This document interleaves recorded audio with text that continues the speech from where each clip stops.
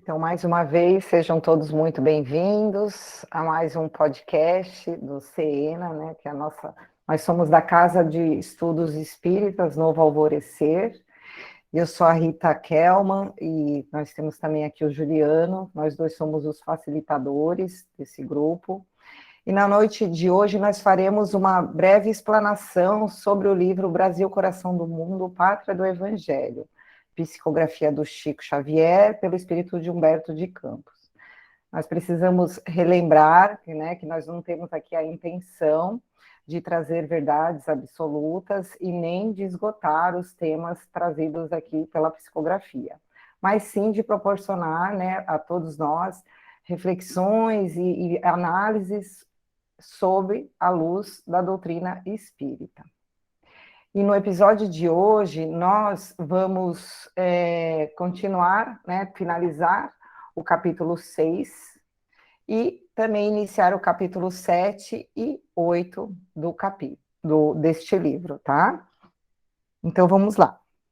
Nós praticamente finalizamos o capítulo 6, mas eu fiquei aqui de trazer algumas informações pertinentes àquela mensagem final lá que Humberto de Campos nos trouxe sobre como Ismael, né, depois de tantas lutas que estavam ocorrendo aqui no Brasil, colônia, as dificuldades que ele estava tendo de administrar de forma mais fraterna o Brasil, como ele, junto, né, com um grupo de espíritos abnegados, resolveram distribuir, né, organizar, estabelecer diretrizes de organização econômica, política, enfim, né, estrutural para a terra do Cruzeiro. E aí eu li toda lá a página para vocês, né, e ele fala, eu vou pegar só os trechinhos importantes que eu quero mostrar aqui para vocês, que eu só a título mesmo de informação, tá? Eu vou compartilhar. Ele fala que nas linhas, né, da Urbe Maravilhosa, que será a sede do pensamento brasileiro, então onde, né, nascerão aqui, reencarnarão espíritos que farão a diferença mesmo nesse campo da educação, no campo da ciência, no campo da filosofia, né, espíritos que já atingiram assim um alcance intelectual, às vezes moral ou não, né, onde eles reencarnariam. Aí ele fala mais fundamente no coração da terra, moça e bravia, traceja as plantas magníficas das duas usinas mais poderosas, onde se guardará o profundo manancial das forças orgânicas. Os pontos de fixação dessas sagradas balizas são encontrados ao longo de 600 quilômetros de extensão do Paraíba do Sul e nas cabeceiras do São Francisco, cuja corrente deverá lançar pelo seu percurso quase 3.000 quilômetros de todas as sementes da brasilidade pura. Eu achei interessante, eu vou colocar aqui só para vocês darem uma olhadinha, deixa eu só pôr para apresentar aqui, só um minutinho. Vou compartilhar aqui com vocês. Só coloquei aqui mais para a gente ter uma ideia, né, do que mais ou menos do que ele estava falando, né? Coloquei aqui sobre a bacia hidrográfica do Rio Paraíba do Sul. Então, ele é um rio que o curso, né, do Rio Paraíba do Sul, ele pega tanto o estado de São Paulo, um pouco aqui de Minas Gerais, e vai até o Rio de Janeiro, tá? Ele atravessa também, né, que eles falam a região socioeconômica do Vale do Paraíba, sendo um dos rios mais importantes do estado do Rio de Janeiro. Então, só para a gente ter uma ideia, que o Humberto ele deixa bem claro, né, principalmente a ligação que tem o estado de São Paulo e do Rio de Janeiro, que é uma ligação de irmandade mesmo, que eles têm ali uma missão espiritual bem forte, esses dois estados, nós falamos sobre isso na semana passada. E ele fala também sobre o Rio São Francisco. E aí eu trouxe aqui também só para a gente ter uma ideia, porque ele fala que nos quase 3 quilômetros, né, todas as sementes da brasilidade mais pura. Então, a gente percebe que o Rio São Francisco, ele percorre vários estados, né, do Brasil.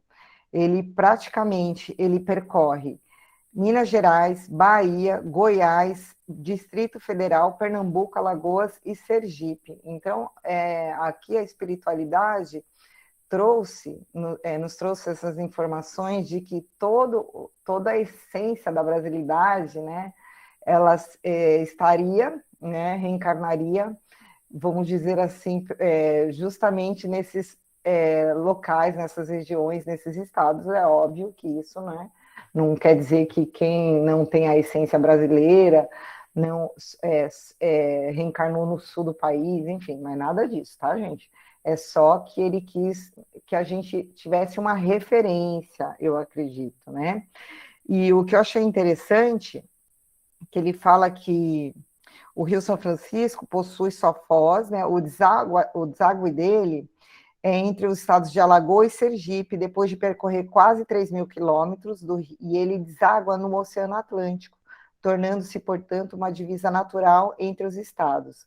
E que a sua bacia, ela drena uma área aproximadamente de 641 mil quilômetros quadrados, e a área da bacia é compreendida por 3 biomas. Nós temos 6 biomas, né, no Brasil.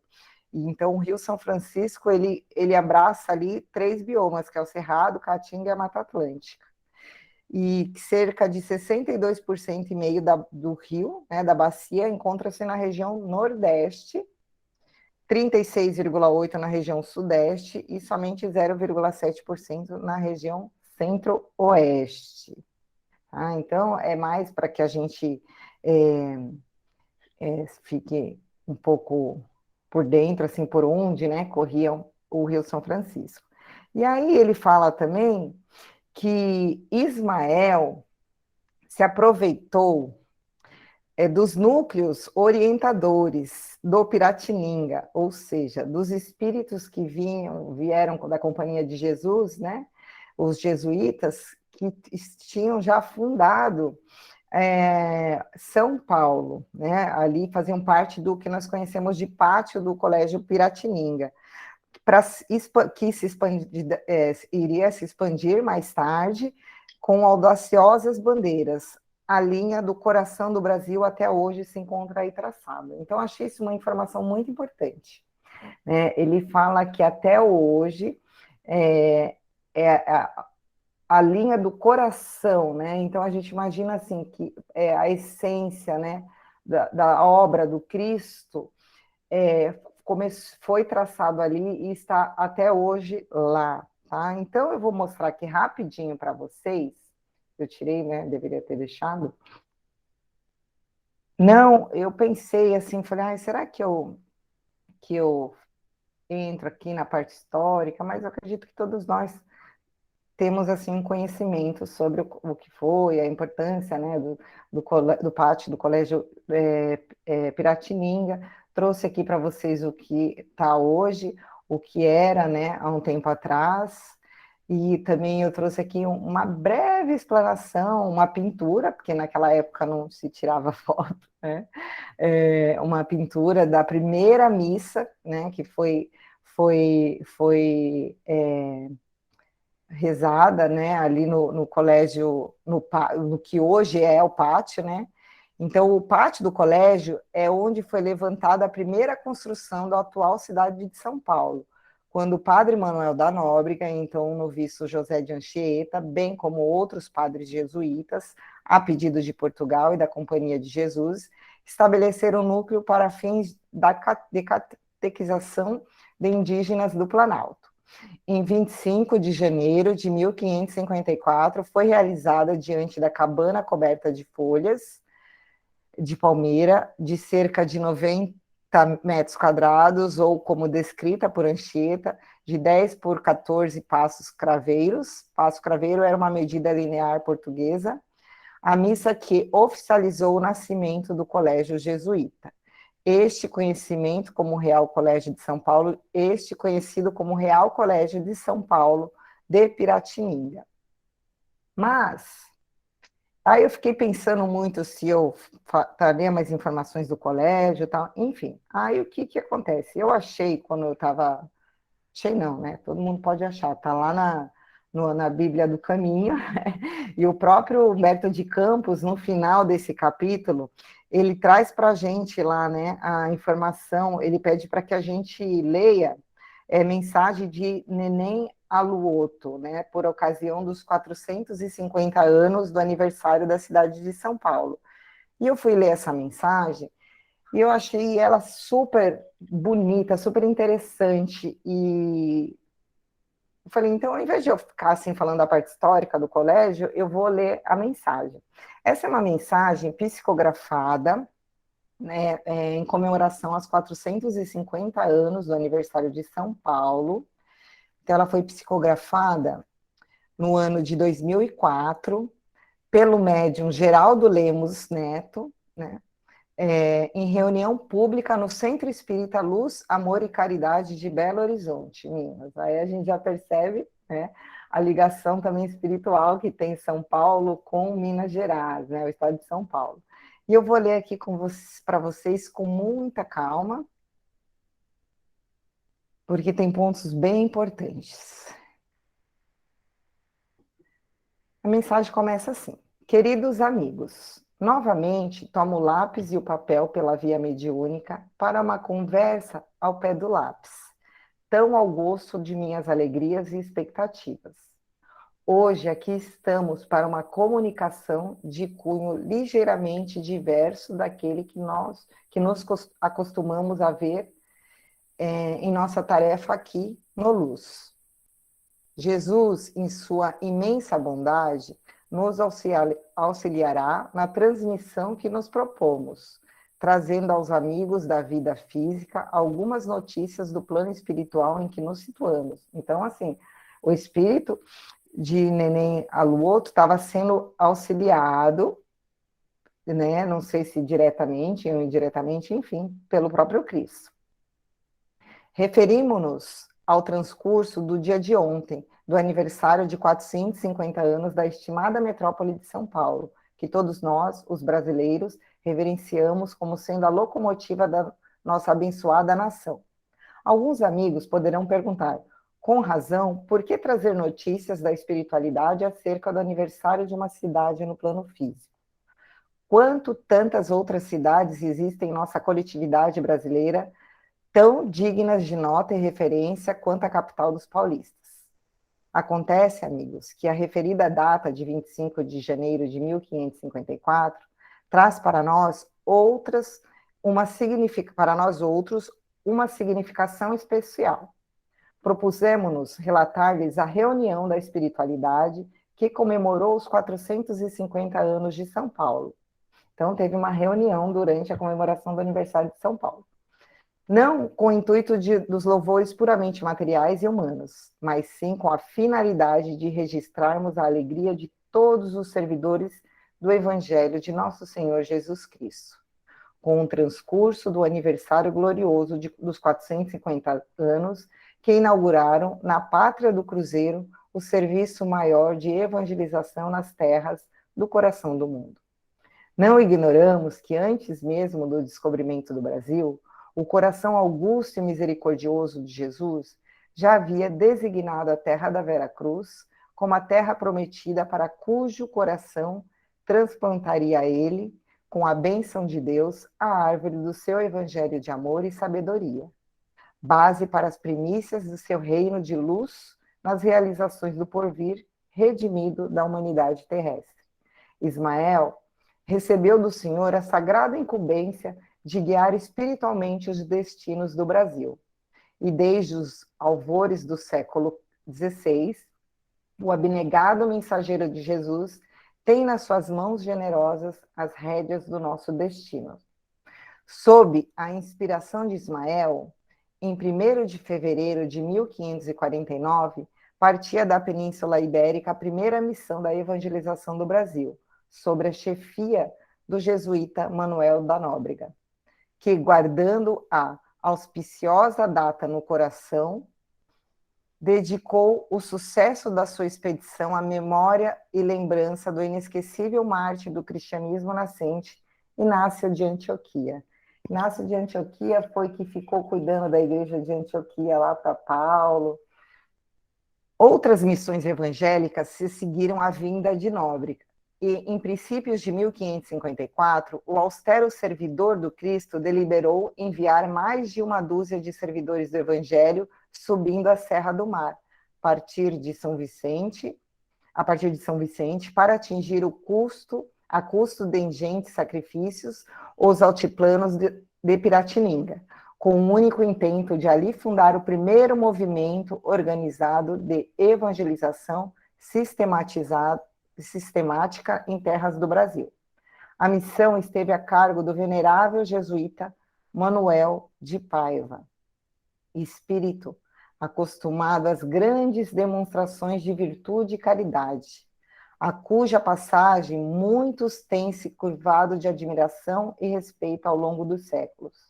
Dentro da caravana desses primeiros valorosos servidores do Evangelho, jovem canarino, de nome irmão José de Anchieta, também destacara-se em sua lucidez espiritual, que os séculos não puderam ensombrar, sendo ele mesmo a reencarnação do inesquecível cristão da ilha de Chipre, José Barnabé. Quando eu li isso daqui, eu lembrei, né, daquele episódio de Anchieta estrangulando o padre calvinista. Eu falei, gente, esse Barnabé, né, que conviveu ali errou, né? Não que a gente tenha que usar isso para ser desculpa para os nossos erros, mas é tão difícil, né, reencarnado, a gente se manter mesmo, né, por isso que a gente tem que valorizar os nossos esforços aí no caminho do bem. Ao atingir aos altiplanos verdejantes dos vales do Tietê e do Anhangabaú, nossos irmãos se tomaram de grande fervor espiritual, sendo que o jovem irmão José, em sublime transporte mediúnico, viu com os olhos do Espírito a chegada do grande apóstolo dos gentios, Paulo de Tarso, seu companheiro na evangelização da gentilidade em outras eras, chegando para abençoar aqueles campos e terras quase despovoados. Não sem razão, os referidos religiosos erigiram a primeira igreja de Cristo naquelas paragens, realizando o primeiro serviço religioso no dia 25 de janeiro, dia que relembra a inesquecível conversão às portas de Damasco do apóstolo Paulo de Tarso. Este foi o primeiro marco da evangelização na Terra do Cruzeiro, e é esta a razão de reverenciarmos esta data com todo o nosso respeito e carinho. Todavia, não viemos aqui com o propósito de historiadora. Aqui viemos relatar aos queridos amigos e companheiros de ideal espírita cristão o desenrolar da nossa reunião espiritual que honrou a memória desta data, na última madrugada do dia 25 de janeiro de 2004. 450 anos após os primeiros passos do Evangelho de Jesus Cristo no coração do mundo, houve por bem a espiritualidade maior organizar a emocionante cerimônia em torno do local que, no plano físico, é lembrado como o Pátio do Colégio de São Paulo, de Piratininga. Em nosso plano de atuação, recebemos com alegria das mãos do querido benfeitor irmão Cícero Pereira o convite para participarmos da auspiciosa comemoração, e para o local aprazado seguimos juntos em torno de 3 horas da manhã no horário terrestre. Ao chegarmos ao mencionado pátio, surpreendeu-nos com a movimentação espiritual em curso. Via-se a ponderosa metrópole paulista com sua iluminação característica do plano físico da madrugada. Entretanto, em nosso plano, o pátio do colégio se estendia quase que ao alcance das nossas vistas ao infinito. Pudemos registrar grandes caravanas de espíritos diversos, encarnados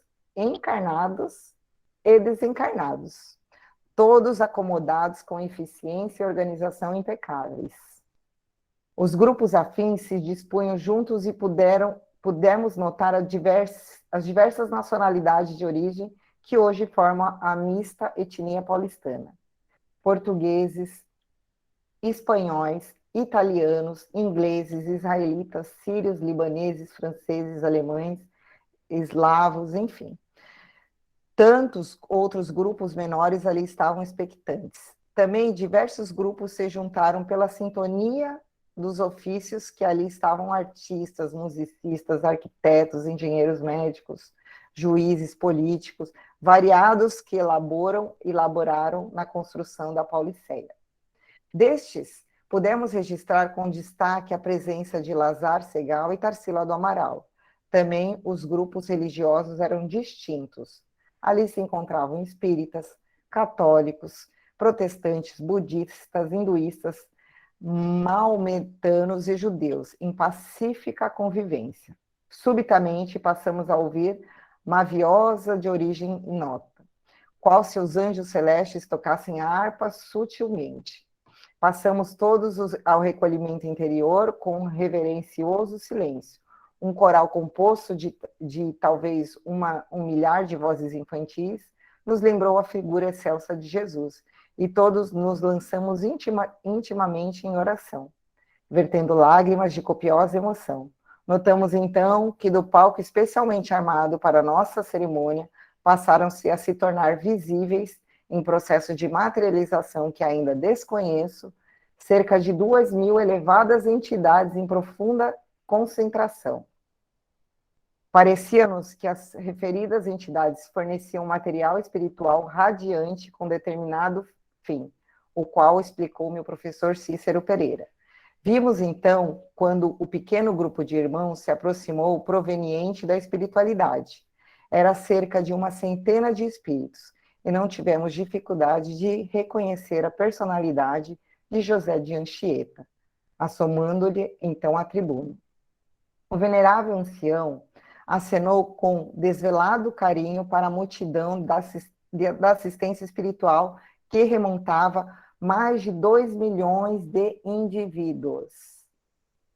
Com a sua humildade característica, desculpou-se por estar lá na direção da palavra quando reconhecia nada ter feito para a fundação da cidade.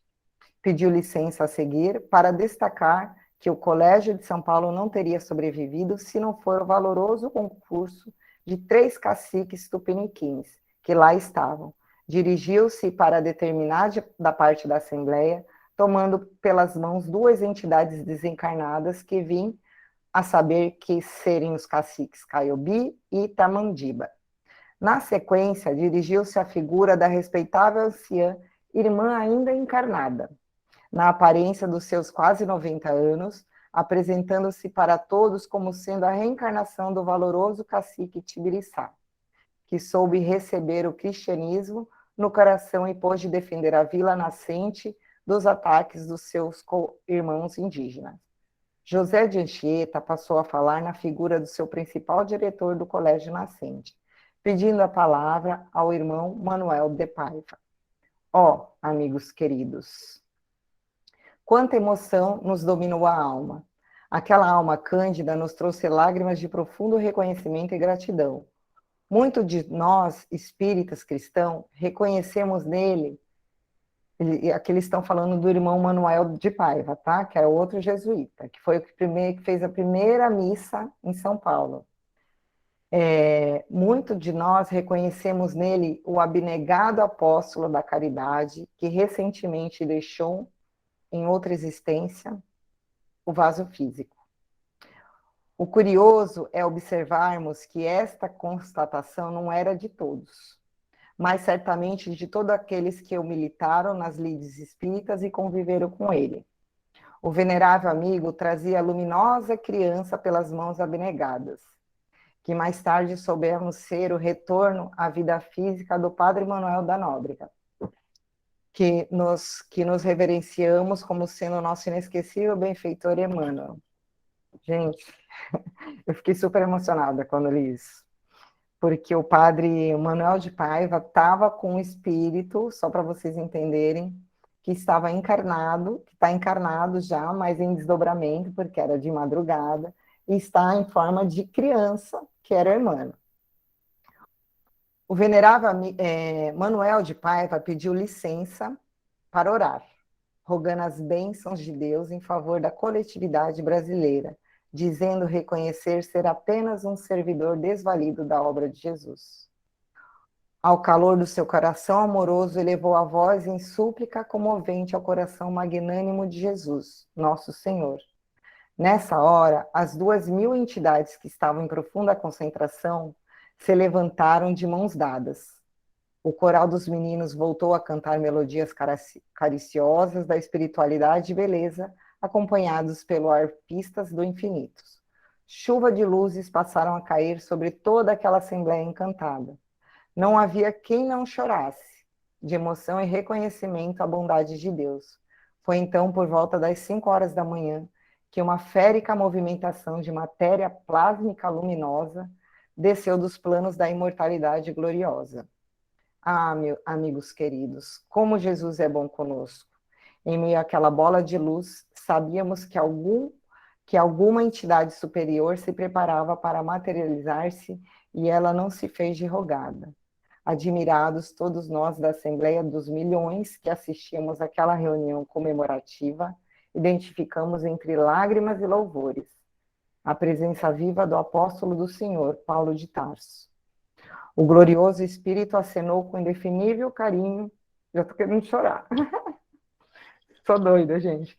Indefinível carinho e bondade, tomando com vigoroso impulso a condução da palavra da tribuna.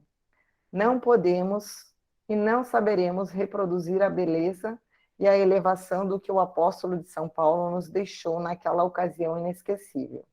Mas sabemos apenas registrar que terminou a sua lúcida preleção lembrando suas próprias palavras inseridas no capítulo 13 da sua epístola aos Coríntios.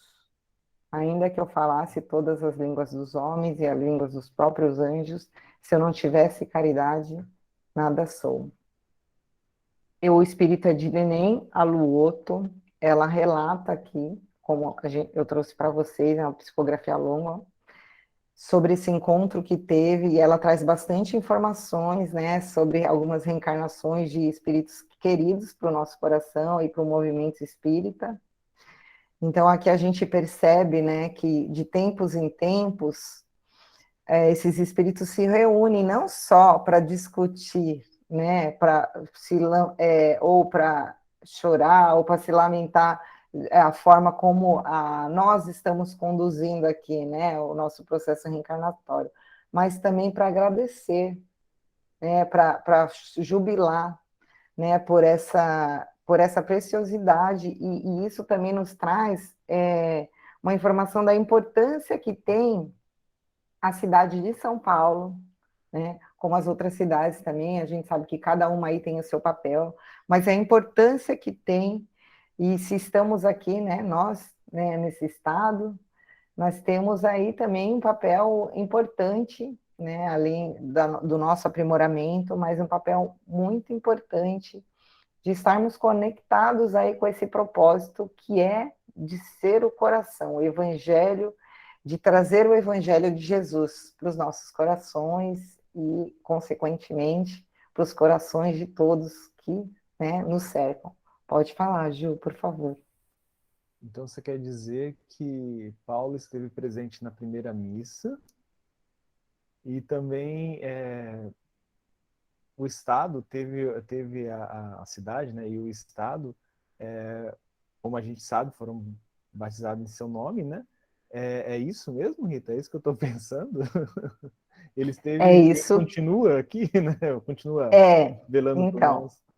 é isso que a mensagem psicografada nos dá a informação, que, né, que ele é aquele José, né, que era um jesuíta também, e que, segundo a psicografia, teve essa experiência com Paulo, assim como Manuel da Nóbrega, que a gente sabe como Emmanuel, teve essa visão de ver, né, o apóstolo dos gentios na colina ali do colégio, que hoje, né, é o pátio do Colégio Piratininga, abençoando a cidade. Então, o estado de São Paulo tem uma ligação muito forte com Paulo. No final dessa psicografia, eles trazem uma nota que, apesar da gente não falar muito sobre essa coisa. Até o próprio Chico nunca gostou muito de falar, né, sobre quem ele foi, quem ele não foi. Eles trazem uma nota que eu achei que eles falam alguns espíritos que estavam ali presentes, então é interessante, depois eu posso mandar para vocês. E eles falam que muito embora Adolfo Bezerra de Menezes, que é o doutor Bezerra, que a gente vai ver que vai ter um capítulo aí que vai falar sobre ele, tenha sido merecidamente cognominado apóstolo da caridade, acreditamos que aquela alma cândida, que recentemente deixou em outra existência o vaso físico, seja uma referência velada ao estimado médium Francisco Cândido Xavier, que havia desencarnado em 30 de junho de 2002, e que, se nossa suposição estiver correta, foi ele quem rezou a primeira missa no estado de São Paulo. Então, a gente sabe mesmo que o Chico, o Emmanuel, o Paulo, todos eles estão ali, né? Tem uma ligação muito forte, não é à toa que foi o Chico, através de Emmanuel, que psicografou Emmanuel, através do Chico, que psicografou Paulo Estevam, né? Então, depois eu mando o link aí, se quem quiser, tem um monte de informaçãozinha que eu acho interessante. Mas é isso, eu gostaria de finalizar o capítulo 6, eu fiquei de trazer mais essas informações para a gente, não para que a gente fique apreensivo, nada disso. Eu acho que a gente precisa ter noção do tamanho da nossa responsabilidade. A partir do momento que a gente entende a nossa responsabilidade individual, né, gente? Ninguém aqui vai salvar estado, cidade, nada disso, né? Mas a partir do momento que a gente compreende a nossa responsabilidade, a gente ganha mais livre-arbítrio e tem uma capacidade melhor de trabalharmos as nossas imperfeições, as nossas limitações e de crescermos. Eu acho que a gente precisa entender que nós estamos sendo amparados o tempo todo, que existem esses encontros no plano astral, não só para definir os nossos destinos, porque a gente está fazendo coisa errada, mas também para agradecer, para comemorar. Eu acho que isso é muito importante, porque às vezes dá a impressão que a gente só sofre e que a gente só faz coisa errada, e não, né? A gente faz muita coisa certa, a gente está num caminho bom, a gente vai cair ainda muitas vezes, mas o propósito é justamente esse, trabalhar para se aprimorar. Vou passar a palavra para o Juliano, gente, muito obrigada. Bom, pessoal, já que a Rita encerrou o capítulo 6 agora, nós vamos continuar, né, então, o capítulo 7 aqui, Os Negros do Brasil. Nessa noite eu vou tentar fazer tanto o capítulo 7 quanto o capítulo 8. Eles são, vocês perceberam, eles são capítulos mais enxutos. Então, o meu foco aqui, né, quando eu preparei as minhas anotações sobre os capítulos, eu foquei na questão mais dos acontecimentos da espiritualidade, os acontecimentos junto à falange de Ismael, tá? E ele começa, Humberto de Campos começa o capítulo 7, falando que Portugal ainda continuava sob o jugo espanhol. Então, como a Rita, eu não assisti a gravação da semana passada, eu estava de férias, mas eu vou assistir durante essa semana, e já vou disponibilizar também no nosso canal no YouTube, no nosso podcast. A Rita deve ter comentado sobre essa questão dos espanhóis terem conseguido, né, colocar Portugal sob seu jugo. E aí ele fala que todas as riquezas, né, materiais do mundo, a maioria delas, estavam sendo direcionadas para Madrid. Então todas essas riquezas que eram adquiridas no México, no Peru, até mesmo aqui na terra de Santa Cruz, né, e das Índias, todas elas estavam indo para os espanhóis, para Madrid.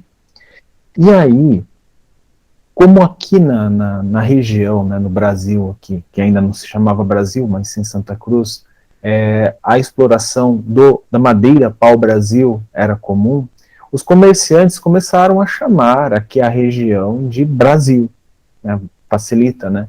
terra de Santa Cruz, ou terra de Veracruz, enfim.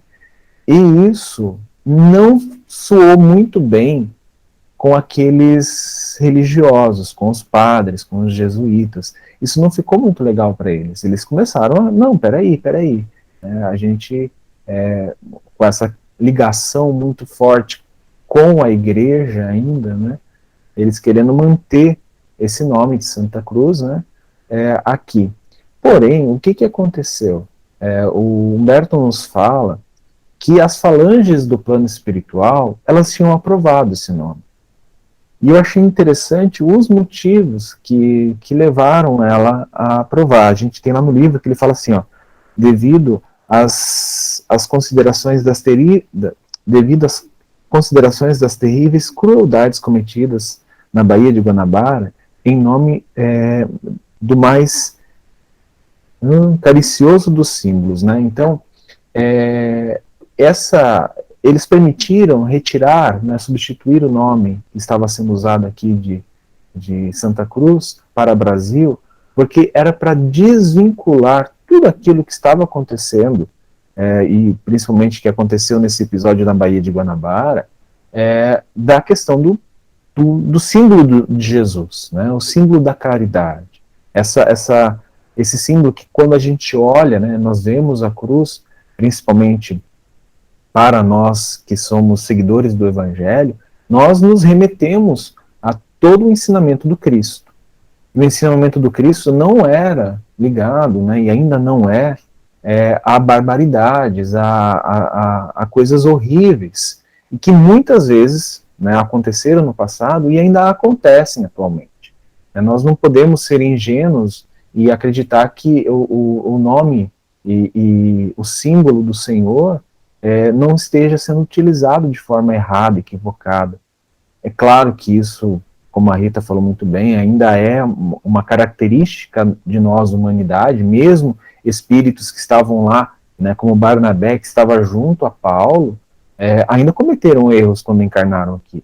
Isso é normal, né? Isso a gente encontra lá no Livro dos Espíritos, quando Kardec começa a conversar e a perguntar para os espíritos sobre essas condições dos espíritos que reencarnam, né?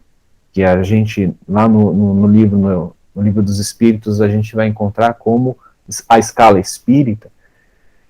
Isso é normal, né? Quando esses espíritos que ainda não são puros reencarnam, a gente já falou sobre isso, eles podem errar, eles não são exímios do erro, tá? Então, mesmo que um anjo, ou mesmo, como a Rita falou, né, Emmanuel, que já está encarnado aqui na Terra, tem uma moral, né, a gente percebe pela sua interpretação do Evangelho em todos os livros que ele publicou, né, através da psicografia do Chico, ele ainda pode errar, ele ainda pode esquecer, né, vamos dizer assim, vacilar e cometer alguns erros, algumas falhas. Isso é normal, isso acontece mesmo a espíritos mais elevados ainda do que Emmanuel. Tá? Então, o que acontece? Todo esse burburinho, né, que estava acontecendo também chegou para Ismael. Lembrando que Ismael é o nosso anjo coordenador aqui do Brasil, né, da pátria do Evangelho. E o Ismael também sancionou esse nome, Brasil. E aí o Humberto de Campos ele coloca, né, com o objetivo de resguardar a pátria do cruzeiro dos perigos da Inquisição, que na Europa fomentava os mais hediondos movimentos em nome do Senhor. Como a gente já comentou a questão da Inquisição, né? Eu comentei quando a gente estava falando sobre aqueles acontecimentos antes do descobrimento do Brasil, em que um dos regentes de Portugal quis trazer a Inquisição para Portugal, mas o Papa, na época, né, não permitiu que isso acontecesse, não permitiu que a Inquisição chegasse a Portugal. Portugal descobre o Brasil, e aí depois, sim, a Inquisição chega a Portugal. O que acontece? Ismael estava com medo que esse nome, né, Terra de Santa Cruz, trouxesse a Inquisição do antigo continente para as terras novas, né? Tudo o que estava acontecendo lá sendo aplicado, né? Por mais que a gente já tinha barbaridades aqui sendo cometidas aqui no Brasil contra os povos nativos e os negros, Ismael estava preocupado que isso chegasse e se alastrasse, podendo atingir os povos nativos, os negros, inclusive aqueles que vieram para a colônia, né, os da raça branca que vieram para a colônia. Então, Ismael estava temendo isso. E essa associação seria muito fácil para a instituição da Inquisição ligar. Então, Ismael, querendo prevenir isso, utilizou da mudança de nome, sancionou a mudança de nome. Eu achei muito legal.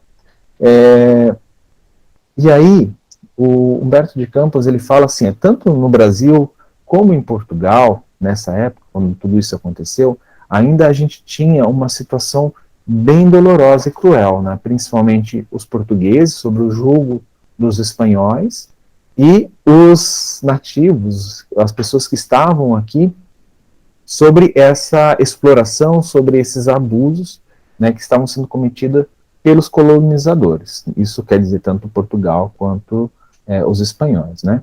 Então, quando isso aconteceu, quando essas dores começaram a aumentar, os índios começaram a fugir, né? O Humberto de Campos fala que os índios procuravam o norte, era onde tinha os assentamentos e algumas tentativas de colonização francesa, e os índios estavam percebendo que lá eles estavam sendo melhor recebidos do que o que estava acontecendo aqui pelos portugueses, tá?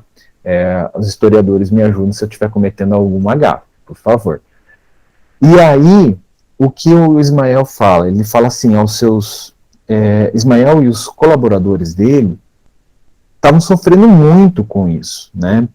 De tudo que estava acontecendo. Então, por quê? Eles perceberam que todo o trabalho, toda a movimentação que eles faziam nas esferas espirituais, como palavras do próprio Humberto de Campos, né, eram improfícuos. Então não estavam frutificando, né, quase improfícuos, desculpa, ele usou um quase aqui.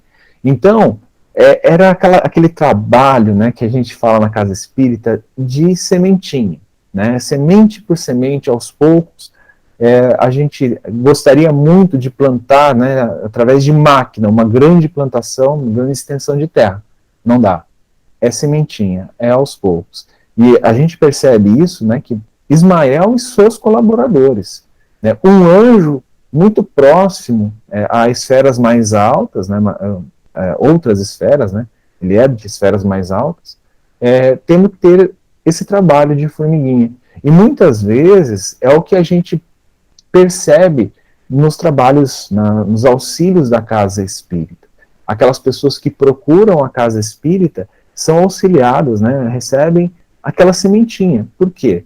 Porque o campo ainda não está preparado, né? Precisa preparar o campo, que é o mundo íntimo da pessoa, os conhecimentos que ela tem, a moral que ela desenvolve, os seus hábitos, para depois essas sementes serem plantadas em grande escala e frutificarem, né, produzirem frutos.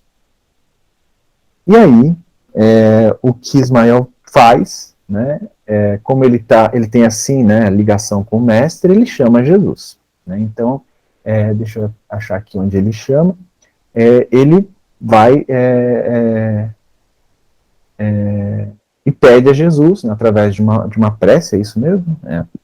Ele fala assim, ó, Senhor, estendei até nós o manto da vossa infinita misericórdia, enviai-nos o socorro das vossas bênçãos divinas, para que as nossas vozes sejam ouvidas pelos espíritos que aqui procuram edificar.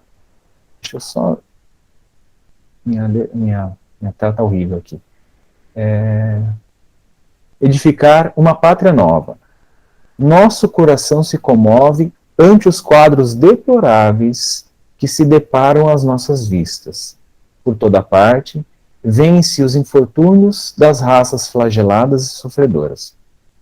Eu achei muito interessante essa prece, né, esse pedido do Ismael para o Mestre, para Jesus, porque vocês podem, né, muitas pessoas aqui não conhecem as câmaras de auxílio espiritual, mas normalmente é o que nós, médiums e o dirigente, fazemos esse mesmo apelo. Olha, Senhor, né, ou Mestre, ou a espiritualidade, apelo similar, vamos colocar aqui. Por favor, que essa pessoa consiga abrir a mente para ouvir um pouco sobre estas informações, sobre estes conselhos que vêm do Evangelho, que vêm da palavra do Senhor. Então a gente pede isso. Ismael estava pedindo a mesma coisa, para que Jesus colocasse, e as pessoas que estavam ali encarnadas, e também, claro, os desencarnados, ouvissem os apelos e tudo aquilo que eles estavam tentando ajudar. Eles estavam o tempo todo com as suas boas intenções, com as suas intuições, para as pessoas que estavam aqui encarnadas, tentando ajudar, tentando corrigir o caminho. Né? E aí, Jesus, né, ele... Pode falar, Rita. Hoje, a gente percebe aqui que uma ansiedade, né, em Ismael. É engraçado que às vezes a gente tem um certo uma percepção do que é um anjo, né? E às vezes assim um pouco, acho que fantasiosa. A gente percebe que Ismael ele tem essa ansiedade. Você falou, usou muito bem, né? Você usou essa analogia da semente e eu achei isso interessante porque ele estava nessa ansiedade de plantar a semente e já colher, né? Os frutos. E às vezes, né? A maioria das vezes o nosso papel não é de colher, né? O nosso papel é só de plantar. E é assim, às vezes, com muito esforço, plantar em nós mesmos. Não era o caso do Ismael, né? O Ismael, talvez o papel dele, naquele momento, é somente de implantar. E de plantar essa semente. E ele com essa ansiedade de ver o resultado da obra do Cristo. Então, eu achei isso interessante, porque o livro, ele mostra até também um crescimento, um amadurecimento de Ismael. Né? Ismael chorando, Ismael pedindo socorro para o Cristo, Ismael sem compreender a finalidade daquela situação em vários momentos. E aí, com o decorrer da obra, a gente vai percebendo que também o trabalho de Ismael, né, o trabalho do Cristo com Ismael, era também fazer com que Ismael compreendesse a importância de esperar. E isso também serve para a gente, que a gente tem essa ansiedade, né, assim, muito exacerbada de ver o resultado, e não é assim, gente, né? As coisas não são da forma como a gente gostaria que fosse, né? Elas levam tempo para, né? A semente leva um tempo, tem que ser ali regada, cuidada, e pode ser que a gente não colha esse fruto, né? Então a gente precisa ter isso em mente. Talvez o nosso papel não é de colher, é só de plantar a semente. Muito bem, Rita. E uma coisa interessante, assim, essa analogia que eu fiz, né, do trabalho de Ismael, falando aqui para o Cristo, com o que nós fazemos numa casa espírita, é uma analogia, assim, de proporções muito diferentes. Né? O que Ismael estava vendo aqui, que estava acontecendo, realmente afligia e provavelmente afligiria nossos corações também, né? E como você colocou muito bem, as pessoas elas confundem muito o que é um anjo, né? Esses espíritos de uma elevação moral, amorosidade, caridade bem maior do que a nossa, daquela fantasia de um anjo com asas, da perfeição absoluta, criados perfeitos. Né? Isso é muito ruim, né, eu vou colocar assim, para as nossas formações, né, principalmente espirituais, porque a gente acredita que é inalcançável. E a gente percebe que Ismael tem preocupações, é claro que ele estava coordenando toda um evento, né, que é a implantação da árvore do Evangelho aqui no Brasil, de grandes proporções. Mas nós, nessas pequenas proporções que nós temos na casa espírita, no auxílio espiritual, nós temos essas mesmas ansiedades. Às vezes chega uma pessoa lá, a gente se simpatiza com o caso, né, com aquilo que se solidariza com o caso, e aí a gente gostaria muito de que plantar aquilo, assim, plantar logo, fazer a árvore crescer, fortificar, a pessoa não tem mais problema nenhum, né, que ela começasse a ouvir realmente, que toda a equipe espiritual ficasse 24 horas por dia do lado dela, falando assim, olha, faz isso, faz aquilo, cuidado, não vai para esse caminho, não. E a gente percebe, né, a gente tem essa ansiedade, e que não é desse jeito. Tanto que a resposta do Cristo ao Ismael, ela vai justamente nesse sentido que você falou, principalmente da espera. É muito interessante toda a resposta, eu só pontuei algumas coisas aqui, né, se vocês quiserem comentar, fiquem à vontade, vai me ajudar bastante. É onde o Cristo, né, essa voz que vem, fala para Ismael, Ismael, nas tuas obrigações e trabalhos, considera que a dor é a eterna lapidária de todos os espíritos e que o nosso Pai não concede aos filhos fardo superior às suas forças nas lutas evolutivas.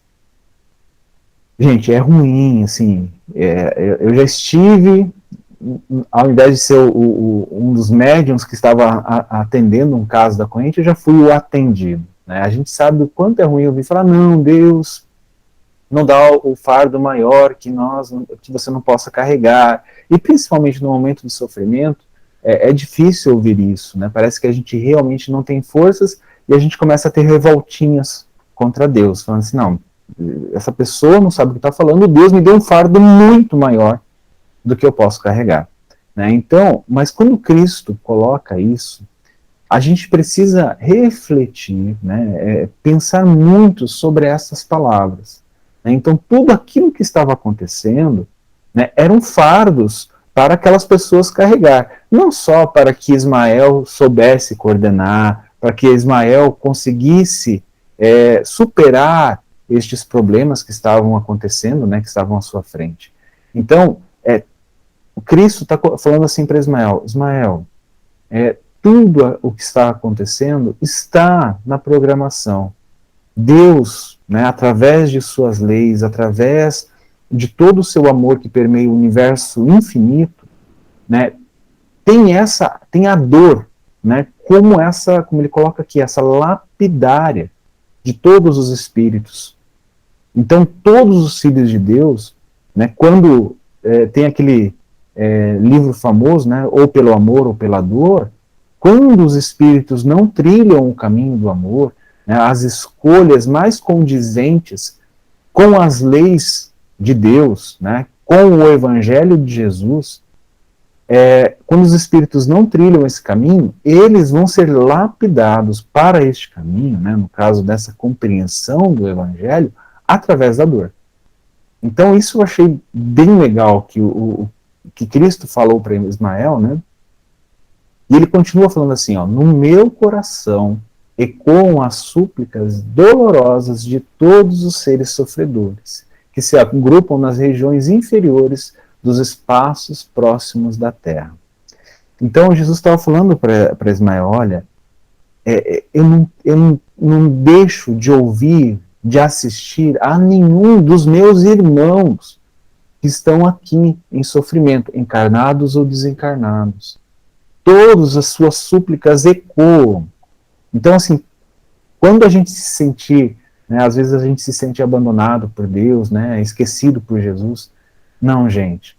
Todas as nossas súplicas ecoam no coração do Mestre. Né? E a gente entende porque o Mestre não age diretamente tirando essa dor, porque essa dor é a lapidária da nossa formação, da nossa evolução espiritual. Por mais que a gente ache isso muito incômodo, e é justamente esse incômodo que nos tira, muitas vezes, de situações e de regiões de conforto. Né?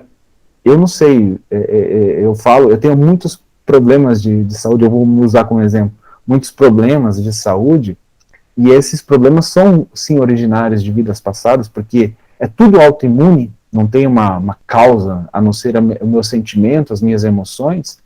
E aí, quando a gente vai para o Espiritismo e ouve isso aqui, você entende que são limitadores. A dor, ela veio aqui como uma lapidária para limitar o meu campo de ação. Por quê? Porque se me desse essa liberdade, né, não tivesse limitando, realmente eu já teria problemas bem piores, né? Eu já poderia até não ter mais este corpo físico. Então, assim, são coisas que a gente não compreende porque nós temos uma visão muito pequena. Jesus está mostrando aqui para Ismael uma visão mais abrangente. E aí, quando ele fala das regiões inferiores dos espaços próximos à Terra, né, é claro, ele está se referindo a regiões de umbral. Só que umbral não é um local em específico. Umbral são faixas de vibração, e cada uma dessas, eu vou colocar como faixas, tá? Eu espero que vocês entendam, são atmosferas de vibração, cada uma com as suas sintonias vibratórias, vamos dizer assim, suas características, né? E a gente vai falar um pouco disso mais para frente aqui ainda no estudo deste capítulo, tá? E ele fala assim, ó, Jesus continua, né? Falando para Ismael, leva a essas coletividades espirituais, isso quer dizer, a essas regiões inferiores dos espaços próximos da Terra, sinceramente arrependidas do seu passado obscuro e delituoso, a tua bandeira de paz e de esperança. Ensina-lhes a ler os preceitos da minha doutrina nos códigos dourados do sofrimento. Tá, eu precisei parar quando eu estava preparando isso, e agora a gente precisa parar um pouquinho de novo para analisar o que Jesus está fazendo. Olha, falando para Ismael, olha, estes espíritos que eu acabei de pontuar aqui, né, eles precisam disso. Eles precisam entender estes códigos dourados do sofrimento que eles ainda não aprenderam a ler.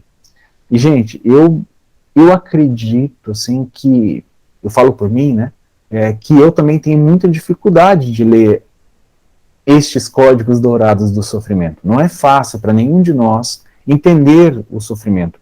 Às vezes as pessoas elas têm uma visão errada, falando assim, não, o espírita, ele é masoquista, ele quer sofrer, né, ele só busca o sofrimento. E é justamente o contrário disso, sabe? A busca da felicidade, e quando a gente entende que essa busca da felicidade passa, né, o caminho dela é pelo Evangelho de Jesus e a nossa evolução espiritual, a gente começa a entender que o sofrimento traz estes códigos, traz essas informações. Eu tenho vários amigos que estudaram tanto, uma vida inteira, e eu vou falar da doutrina espírita, na doutrina espírita, sobre o Evangelho, e eles chegam à conclusão, o espírita só gosta de sofrer, o espírita só busca o sofrimento. E eu, né, com pouco tempo de doutrina, eu não vejo dessa forma. Eu vejo que o sofrimento tem esta característica que Jesus nos coloca aqui. Que estes espíritos, né, que Ismael vai conversar com eles, né, através dessas instruções do Cristo, eles precisam passar por momentos de sofrimento para entender. Por quê? Através do amor, através da possibilidade daquele caminho mais florido, eles não conseguiram. Né? Eles utilizaram aquilo de uma maneira abusiva. Né? E aqui até o Humberto cita quem são estes espíritos, né? Que foram religiosos. Deixa eu ver, citar aqui, porque eu não anotei aqui no meu caderno. Enfim, batalhadores das cruzadas, senhores feudais da Idade Média, padres e inquisidores. Então são estes espíritos que necessitavam de passar e entender, né, ler, aprender a ler os códigos dourados do sofrimento. Pode falar, Rita.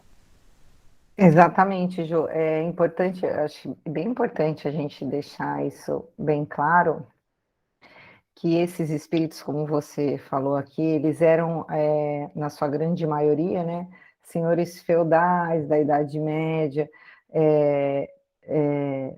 padres inquisidores. Então, eram pessoas espíritos que tinham provocado muita dor em outros irmãos, né? Tanto que eu até marquei aqui que o Cristo, ele fala assim: agasalha no solo bendito que recebe as irradiações do símbolo estrelado.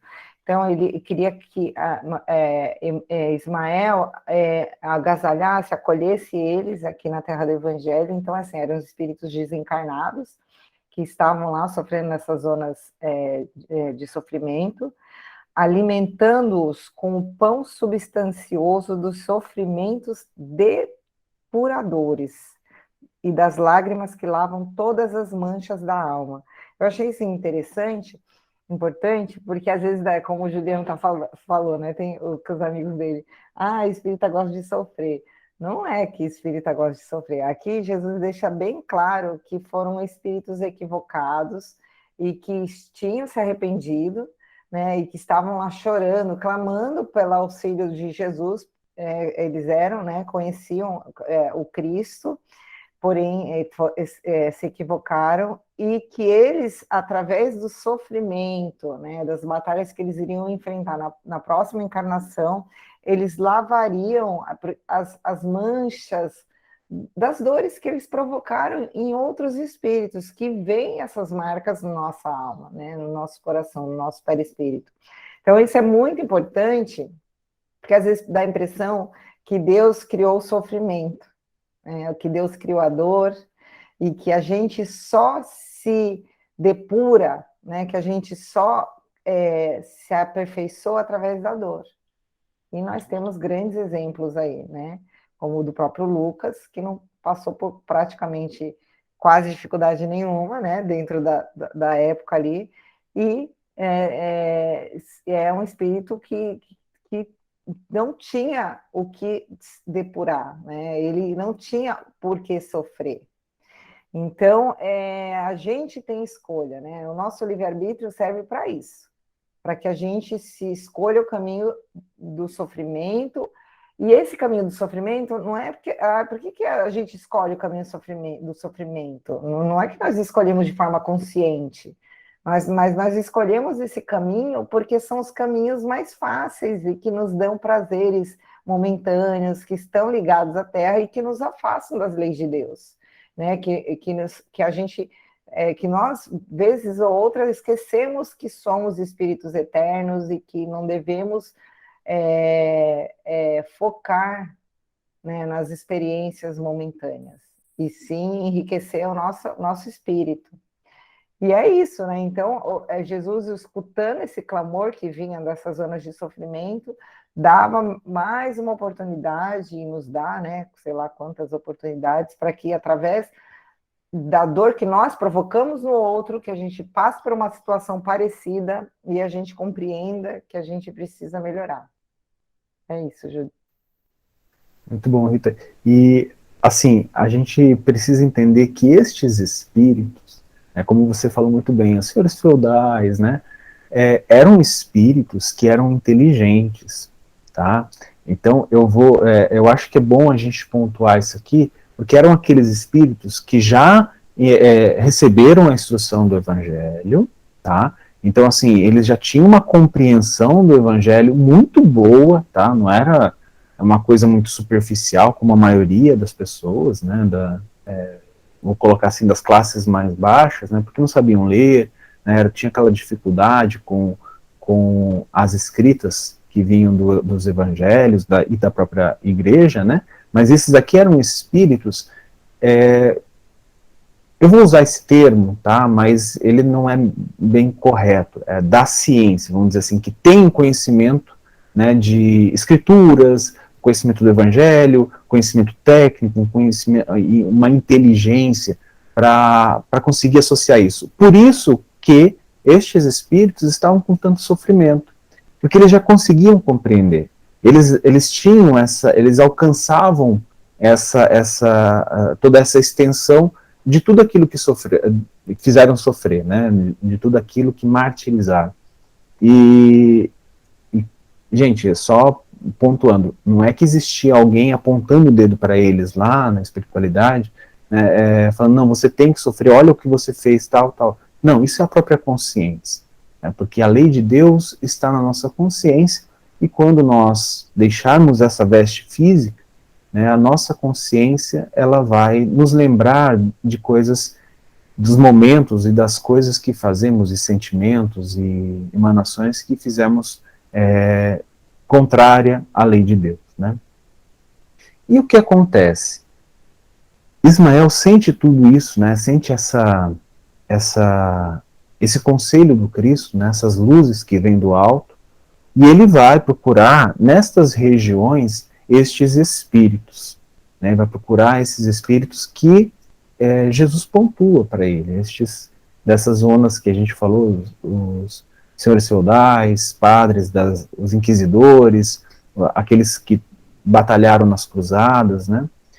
E aí ele chega, né, nessas regiões, ele faz, o Humberto de Campos aqui coloca um discurso, mas eu acredito que isso seja uma alegoria, né, para dizer a cada ponto onde ele chegou para estes irmãos, que eu acho que são muitos, tá? Eram muitos espíritos nessas regiões de sofrimento. Ele fala assim, ó, esse Ismael, tá? Irmãos, até o coração do Divino Mestre chegaram os vossos apelos de socorro espiritual, da sua esfera de brandos arrebóis cristalinos, ordena a sua misericórdia que as vossas lágrimas sejam enxugadas para sempre. Aí ele fala, né? O ensejo novo de trabalho se apresenta para a redenção das vossas almas, desviadas nos desfiladeiros do remorso e do crime. Há uma terra nova, onde Jesus implantará a redenção das vossas almas. Desculpa, gente. É que meu gato estava aqui, desculpa. Onde Jesus implantará o seu evangelho de caridade e de perdão e de amor indefiníveis. Nos séculos futuros, essa pátria generosa será a terra da promissão para todos os infelizes. Então, isso aqui é o que Ismael estava fazendo no convite a todos estes irmãos. Pode falar, Rita. Deixa o gato entrar, tá na janela. Ô, Ju, aproveitando o ensejo aqui, um pouquinho antes da exortação do Ismael, eu achei interessante que o Humberto ele relata, né, assim, o emissário do Senhor desdobra nessas grutas de sofrimento a sua bandeira de luz. Ó, tá tendo... como uma estrela d'alva, assinalando o fim da profunda noite. Eu fiquei pensando um pouco sobre essa descrição que Humberto de Campos fez, a gente sabe. E eu lembrei um pouco, assim, daquela passagem de João, né, que ele relata a conversa de Jesus com Nicodemos, e que Nicodemos pergunta, né, lembrando que Nicodemos ele era o príncipe, né, que eles chamavam de príncipe dos judeus, que ele era o mais importante de cargo que tinha ali do Sinédrio. Então ele era um sacerdote e pelo que a gente percebe aqui, que eram inúmeros espíritos, mas todos ligados à cruzada, à igreja, enfim, provavelmente, como você mesmo falou, eram mentes brilhantes, que tinham provavelmente cargos importantes, ligados à igreja, ligados, né, à religião. E eu lembrei daquela passagem que João fala, que Nicodemos pergunta para Jesus, né? E quem não seguia, né? Qual que seria a condenação do mundo, né? Ou de quem não seguisse o Cristo ali como o Messias. E eu lembro que ele fala que, assim, a condenação é esta, que a luz veio ao mundo, e os homens amaram mais as trevas do que a luz, porque suas obras eram más. Então, eu pensei muito nessas pessoas que estavam nessas zonas, porque eles tinham toda a lucidez, todo o esclarecimento da obra de Jesus, mas a obra deles, né, enquanto encarnados, tinha sido uma obra má, né, aos olhos de Deus, aos olhos da espiritualidade. Então, eles se mantinham nessa escuridão mesmo, que a escuridão é onde nós nos colocamos, porque a gente sabe que não existe escuridão, existe ausência de luz, justamente porque, como você deixou bem claro, né, as zonas umbralinas são instâncias psíquicas que nós nos colocamos pela escuridão da culpa que nós trazemos em nossa consciência e nosso coração. Então, Ismael, chegando lá, né, através do pedido do Cristo, ele trouxe o quê? Como diz Humberto de Campos, o fim da profunda noite, né? Esses espíritos se encontravam numa noite infinita, a gente não consegue nem imaginar isso, porque as suas obras tinham sido más aqui na Terra, né? E esperando essa luz, né? E uma condenação que eles mesmos se imputaram. Isso tem que ficar bem claro, né? Deus, ele não condena ninguém. É a nossa consciência que nos leva para esses locais vibracionais.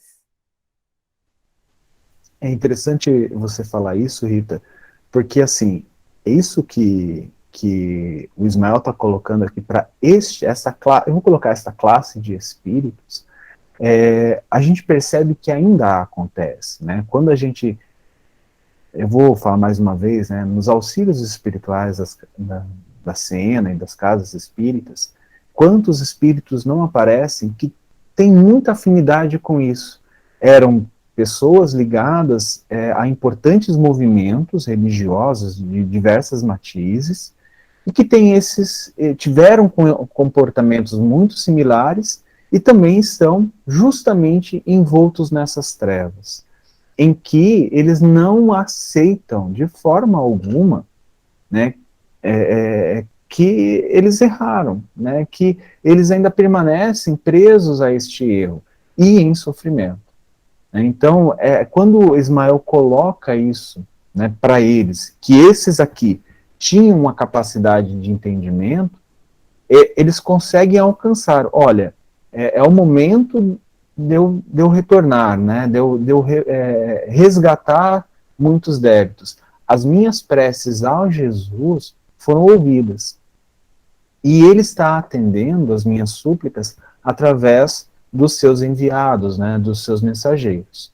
E é onde o Ismael, ele fala, né, eu achei bem interessante, na fala dele, ele fala para estes espíritos o seguinte: aprendereis no livro dos padecimentos salvadores a gravar na consciência os sagrados parágrafos da virtude e do amor, na epopeia de luz, da solidariedade, na expiação e no sofrimento. Eu tive que parar para pensar sobre isso, assim, todos estes acontecimentos, né, que ele coloca aqui no livro dos padecimentos salvadores, né, quando você imagina um livro, você não imagina uma cartilha, você não imagina um negócio fino, você imagina algo mais extenso. Então, o que o Ismael estava falando aqui, olha, vocês vão voltar para a Terra, existe muito trabalho para vocês realizarem, né, na sua edificação. E os padecimentos, né, os sofrimentos, as dificuldades, os momentos como a Rita colocou, de trevas, ainda vão acontecer, e não serão poucos. Mas são estes momentos, como ele coloca aqui, e eles vão gravar na consciência os sagrados parágrafos da virtude. Então, assim, é nestes momentos em que nós conseguimos melhor interiorizar, mesmo que seja assim na consciência mesmo, mesmo que seja algo acessível somente às vezes pela nosso momento, nosso espírito desperto, né, que somos, né, nosso momento de vigília. Muitas vezes a gente age num automatismo ainda vinculado a esse lado sombrio. Mas isto aqui, ele está gravando na consciência, né, esses sofrimentos, as informações da virtude, do amor, e principalmente dessa construção desse novo ser. E ele finaliza, né, falando assim: aqueles de vós que desejarem o supremo caminho, venham à nossa oficina de amor, de humildade e de redenção. Eu achei interessante isso aqui pelo seguinte: Ismael não pegou e obrigou nenhum deles. Falou, ó, vocês precisam ir porque vocês vão reencarnar, né?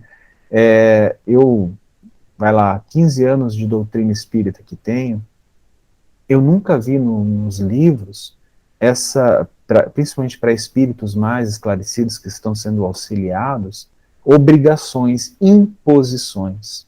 Eu sempre vi os espíritos benfeitores, né, falando sobre convites.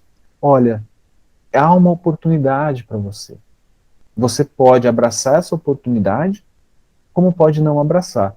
E a gente percebe que essa mesma, vou colocar mecânica, né, esse mesmo procedimento, ele também acontece conosco aqui. Nós podemos abraçar as possibilidades e as oportunidades de sermos pessoas melhores, praticarmos o bem, né, deixarmos de pensar o mal, né, e também podemos não fazer isso e continuar falando mal do vizinho, continuar falando coisas horríveis e praticando coisas terríveis, né. Então, aqui foi um convite a estes espíritos, principalmente por causa desse grau de inteligência que eles tinham, né? A gente precisa entender que o livre-arbítrio, quanto mais moral, quanto mais evoluído o espírito, maior será o alcance do seu livre-arbítrio. Quanto menor, mais restritivo, né, menor, vamos dizer assim, é o campo de ação do livre-arbítrio deste espírito. Então isso eu achei bastante interessante. Foi um convite que Ismael fez a cada um deles. E aí ele coloca, deixa eu ver aqui, que as entidades, né, essas entidades eram envolvidas pela ciência, mas pobres de humildade e de amor. Ouviram os apelos de Ismael e vieram construir as bases da Terra do Cruzeiro. Então, assim, a gente percebe que o que Humberto de Campos está falando aqui é que vieram espíritos realmente conhecedores dessas bases que a gente precisaria para construir a pátria do Evangelho. Ah, Juliano, mas mesmo com erros, essas pessoas erraram, esses espíritos erraram, mesmo com erros. Faz parte de toda a movimentação celeste. E aí, né, eu fiz até uma observação aqui, né, que é para que a gente notasse que não vieram dos umbrais mais tenebrosos, mas de regiões mais próximas de nós, né, como eu coloquei essas esferas de ligação, de sintonia, né, mais próximas de nós encarnados, que o Humberto de Campos está se referindo aqui.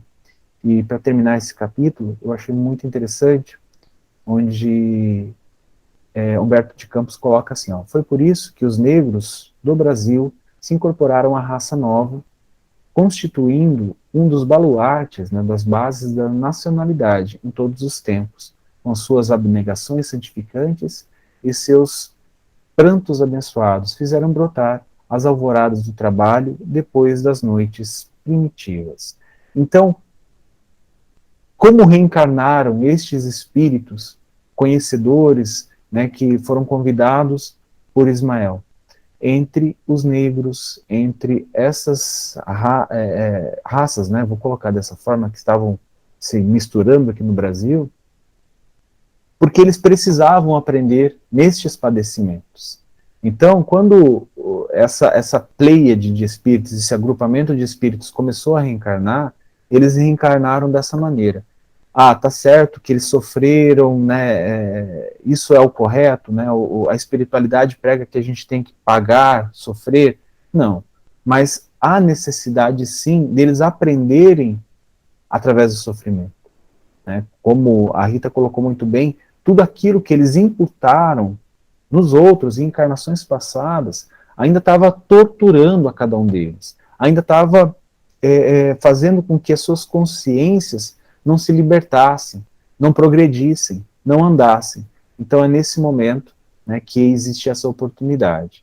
E, para terminar, o Humberto de Campos fala assim, em nenhuma outra parte do planeta alcançaram ainda a elevada e justa posição que lhes compete junto das outras raças do orbe. Então, o Humberto de Campos está sendo bem categórico aqui. Todos somos iguais, todos somos irmãos, né? Não existe diferença, essas diferenças materiais, físicas, né, não importam, porque todos somos filhos de Deus. Como acontece no Brasil, onde vivem nos ambientes da mais pura fraternidade, é o que o Senhor lhes assinalou o papel da formação da terra do Evangelho, e foi por esse motivo que eles deram, desde o princípio de sua localização no país, os mais extraordinários exemplos de sacrifício à raça branca. Então, se a gente prestar atenção, perceber o que aconteceu, a gente, como humanidade, tá? Aqui não estou falando de uma raça em específico, a gente consegue perceber este exemplo que os negros, né, teriam a estes espíritos, no caso, que reencarnaram, essa pleia de espíritos convidados por Ismael, tem a ensinar para toda a humanidade. Aqui, quando ele coloca a raça branca, eu acredito que seja daquelas características que Emmanuel coloca lá no livro A Caminho da Luz, né, que ele separou algumas raças, né, as raças da formação aqui do nosso planeta. Cada uma delas tem uma característica principal a trabalhar. Então, quando ele fala dessa característica, destes exemplos, para trabalhar essa característica que precisa ser trabalhada da raça branca, é o que eu vejo que Humberto de Campos está se dirigindo para falar. E terminando, né, todos os grandes sentimentos que nobilitam as almas humanas, eles os demonstraram e foi ainda o coração deles, dedicado ao ideal da solidariedade humana, que ensinou aos europeus a lição do trabalho e da obediência, na comuna fraterna dos Palmares, onde não havia nem ricos nem pobres, e onde resistiam com o seu esforço e a sua perseverança, por mais de 70 anos, escrevendo, com a morte, pela liberdade, o mais belo poema dos seus martírios nas terras americanas. Então isso eu achei muito bacana, né, essa lembrança que Humberto de Campos faz a esses martírios deles. E eu terminei o capítulo 7. Porém, faltam 6 minutos. Eu acho que não é interessante nós começarmos o capítulo 8 agora, porque a gente vai falar por 6 minutos e depois vai perder. O capítulo 8 realmente é um pouco mais rápido, se bem que eu achei que este capítulo seria rápido, a gente ia fazer em 30 minutos, mas a gente demorou um pouquinho mais.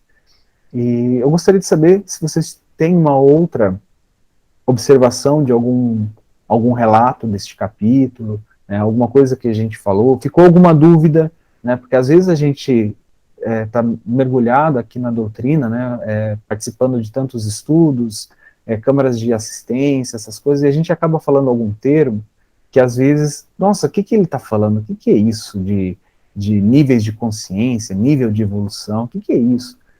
Se acontecer, gente, pode levantar a mão, pode perguntar, a gente está aqui para aprender juntos, né? E se a gente cometer uma gafe dessas, por favor, nos avise. Alguém gostaria de comentar alguma coisa?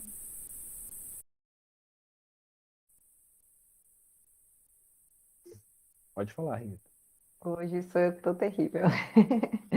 É, eu achei interessante, que eu acho que é bem importante, que quando a gente fala bastante nisso, né? Falamos bastante no começo. Quando a gente vê o título do livro, Brasil, Coração do Mundo, Pátria do Evangelho, muitos colegas nossos mesmo de doutrina, eles acabam confundindo, achando que, nossa, o Brasil é que vai salvar o mundo, né? O planeta Terra. E aí, quando Humberto de Campos nos faz essa narrativa sobre os espíritos que vieram, que começaram a fazer parte, né, do processo aí da árvore do Evangelho, são esses irmãos que somos nós, muitos de nós, né, não dá para falar, mas somos, né, provavelmente a grande maioria de nós, que fomos retirados lá dessas zonas de sofrimento que nós mesmos nos colocamos. Eu achei interessante que na exortação lá do Ismael, ele deixa uma coisa bem clara. Ele fala assim: sabei que todas as aquisições de filosofia e da ciência terrestres são flores sem perfume, ou luzes sem calor e sem vida, quando não se tocam das claridades do sentimento. Então, eram espíritos que tinham uma base intelectual muito grande, muito forte, filósofos, filosofia, às vezes não da parte nessa, da parte da religião mesmo, e científica, porém eles não tinham ainda o quê? Humildade, né? Trabalhado essas, e amor, né? Então, isso precisa ficar bem claro para a gente, né? O nosso Brasil maravilhoso, ele foi povoado, né? E é por esses espíritos, né? Somos nós que viemos de muitas encarnações equivocadas, muitos de nós provavelmente temos aí um grande conhecimento intelectual, né? Mas não sabedoria, e estamos aqui hoje, né, graças a Deus, estudando a doutrina, estudando as mensagens, os ensinamentos de Jesus, mas isso precisa ficar bem claro que o nosso Brasil, ele tem o papel do quê? De ser a pátria que acolheu espíritos que erraram, né, e que caíram, né, por arrogância, por excesso de vaidade, espíritos que sabiam da doutrina de Jesus, mas se equivocaram. Então, a gente tem aí um caminho longo a percorrer, porque todos nós, quando a gente lê aqui, dá a impressão que são espíritos distantes, né? Nossa, esses irmãos. Gente, somos nós, né? Não nos iludamos. Nós agora estamos aqui em 2021 já com uma clareza espiritual um pouquinho melhor, mas o Brasil é isso, né? O Brasil é um celeiro de espíritos que estão aqui depurando as suas imperfeições através da misericórdia de Deus e através do Cristo, e a gente tem que agradecer por essa oportunidade. Era isso, João. Dois comentários aqui, né, para encerrar, né, pelo menos a minha parte. O primeiro deles, assim, quando, eu sempre falo, né, nos estudos, quando um benfeitor, ou quando um anjo, ele fala alguma coisa e o espírito, né, que está escrevendo o livro descreve, né, eu tento não falar tudo aquilo que ele, ele escreveu, para não ficar muito maçante aqui, não ficar falando muito. Mas tá perfeito, Rita. Eu pulei algumas coisas justamente para não falar, mas eram coisas, como você colocou, muito, muito importantes, né? Quando Jesus fala, né, a gente lê o Boa Nova e vai tentar fazer um estudo sobre ele, né, toda vez que Jesus fala não tem como tirar nada, não tem como colocar nada, né? E a mesma coisa os benfeitores espirituais. A segunda coisa é assim, a gente vai ver mais alguns outros espíritos, né, classe de espíritos que vieram para cá, né, nos capítulos posteriores, sem spoiler hoje, tá? Mas, e nós somos estes também, tá? Podemos ser alguns desses espíritos mais elevados intelectualmente, mas a gente pode ser também, né, muitos de nós, como a Rita colocou, essa outra classe de espíritos que a gente vai ver daqui a pouco, né, daqui a uns próximos estudos. Alguém mais gostaria de comentar algo? Se não quiser comentar e quiser fazer a prece de encerramento, fica à vontade.